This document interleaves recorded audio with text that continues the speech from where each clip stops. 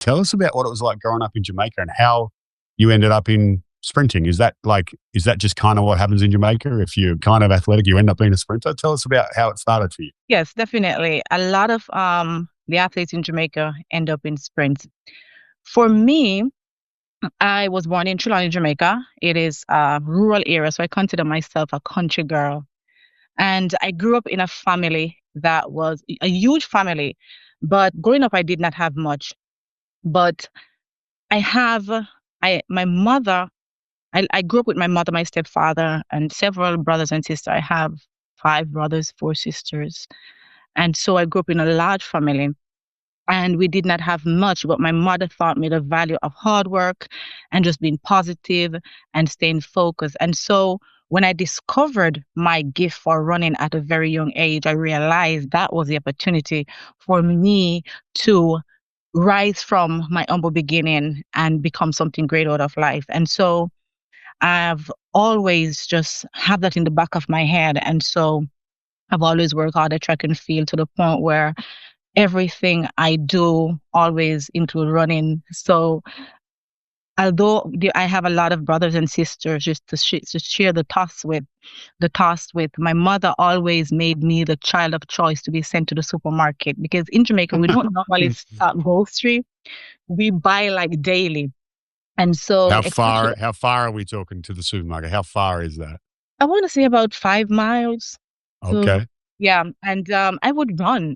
But it was always fun. I would run on these dirt roads, bare feet, whether it is dry or wet. It was always fun, and I would run to get whatever my mom wanted to cook. And she normally start cooking and just send me to buy whatever she needs because she know that I would get back in time.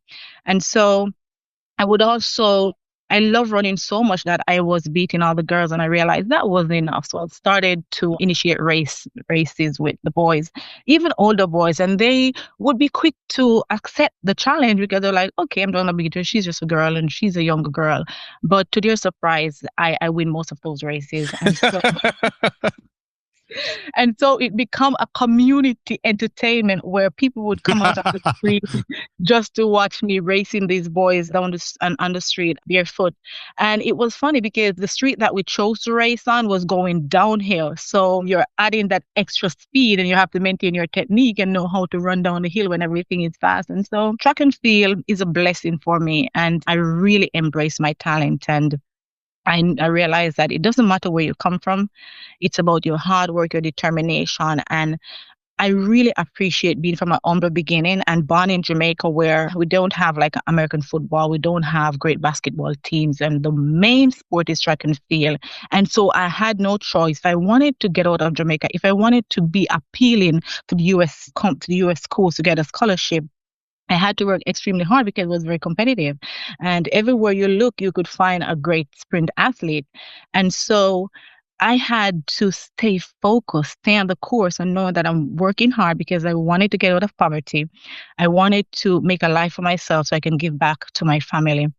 And so it was just an absolute blessing. I can't stress it enough to discover that I had that talent and I had people around me who supported and pushed me to the right schools and helped me to just continue evolving and training hard. And I am where I'm at today just because of track and field.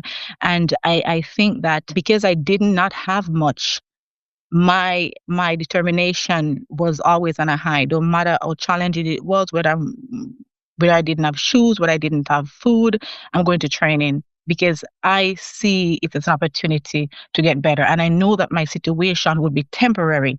And as long as I keep pushing through and keep working hard, then I know that I would be rewarded.